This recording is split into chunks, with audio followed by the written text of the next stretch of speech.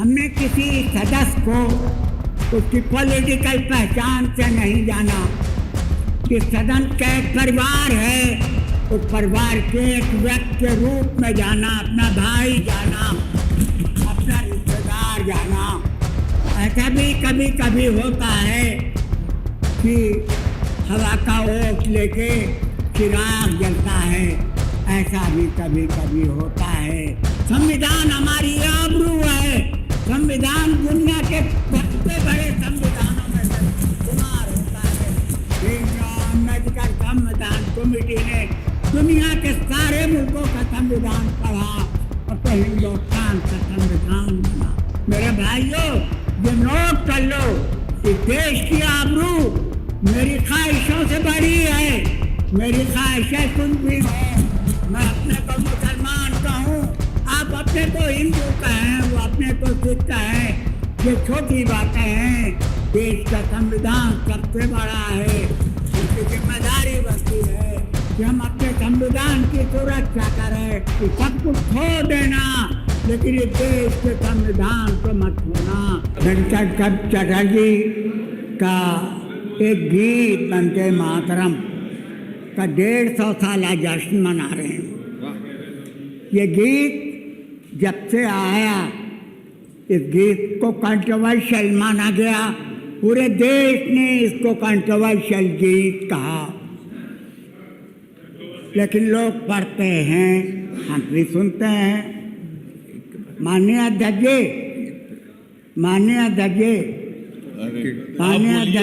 आप बोलिए 1996 से इस सदन में हम आ रहे हैं।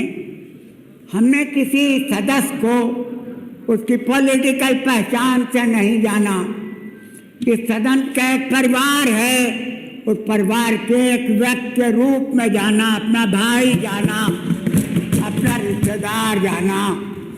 जब इस सदन में एक दूसरे पर खींचातानी होती है तो वो अच्छा नहीं लगता नहीं है कि हम एक परिवार के सदस्य हैं।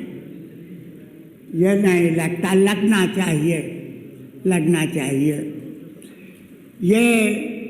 ये कंट्रोवर्शियल इशू रहा है। 1997 में 96 में सदन बनी थी, लेकिन 1 साल तक वो अंडर सस्पेंडेड एनिमेशन रही और 97 में सरकार बनी भारतीय जनता पार्टी की। भारतीय जनता पार्टी के बेसिक शिक्षा अधिकारी ने, मंत्री ने सर्कुलर जारी कर दिया था कि वंदे मातरम स्कूलों में क्लास शुरू होने से पहले अवश्य पढ़ाया जाए। मुख्यमंत्री नज़रतुल उलमा के रेक्टर थे मौलाना अबुल हसन अली नदवी, वो पूरी दुनिया में जाने जाते थे। उन्होंने एक लेख अखबार में दे दिया। मुख्यमंत्री जी ने लेख पढ़ा और उस सर्कुलर को उन्होंने खारिज कर दिया और मंत्री जी को उसकी कुर्सी से हटा दिया। हाँ, तो ऐसा भी होता है, ऐसा भी कभी कभी होता है कि हवा का ओट लेके चिराग जलता है। ऐसा भी कभी कभी होता है कि हवा का ओट लेके चिराग जलता है। लोगों, ये सही है कि हिंदुस्तान की अज़ीमुश्शान पार्लियामेंट में 20 घंटा 10 घंटा लोकसभा, 10 घंटा राज्यसभा में इस वंदे मातरम के जश्न मनाया गया। यहाँ भी हम मना रहे हैं, लेकिन मुझे भय लगता है कि जश्न के पीछे कहीं कोई बहुत बड़ा हादसा तो ना हो जाए। मुझे भय लगता है कि बाबा साहब भीमराव अम्बेडकर का जो ड्राफ्ट कमेटी के चेयरमैन थे, उनका संविधान कहीं दांव पर तो ना आ जाए।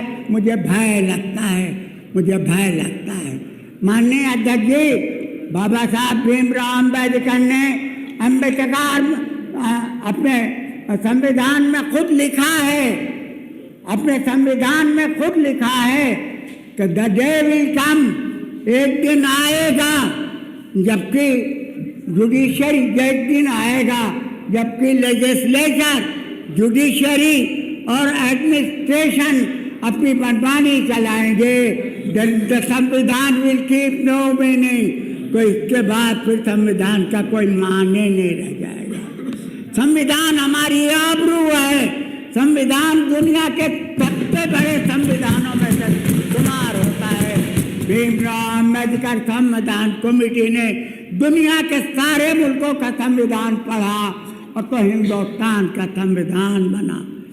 इसके फंडामेंटल राइट्स, इसके दुनिया भर के इसके नागरिकों के राइट्स वो दुनिया में कहीं नहीं मिलते, अपना संविधान देता है। मुझे भय लगता है कि कहीं ऐसा न हो कि देश का संविधान खतरे में पड़ जाए। मेरे भाइयों, ये नोट कर लो अच्छी तरह से कि देश की आबरू मेरी ख्वाहिशों से बड़ी है।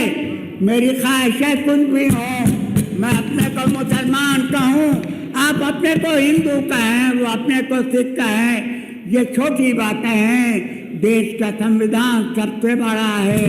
हमकी जिम्मेदारी बनती है कि हम अपने संविधान की सुरक्षा करें और उसी के लिए मैं खड़ा हुआ था। मेरे भाइयों, मैं उसी के लिए खड़ा हुआ था। अब सबसे निवेदन कर रहा हूँ कि सब कुछ खो देना, लेकिन इस देश के संविधान को मत खोना। वो हमारी इज्जत आबरू बनेगा, हमारी इज्जत आबरू है। आपसे मैं इजाज़त चाहूँगा। बहुत बहुत शुक्रिया।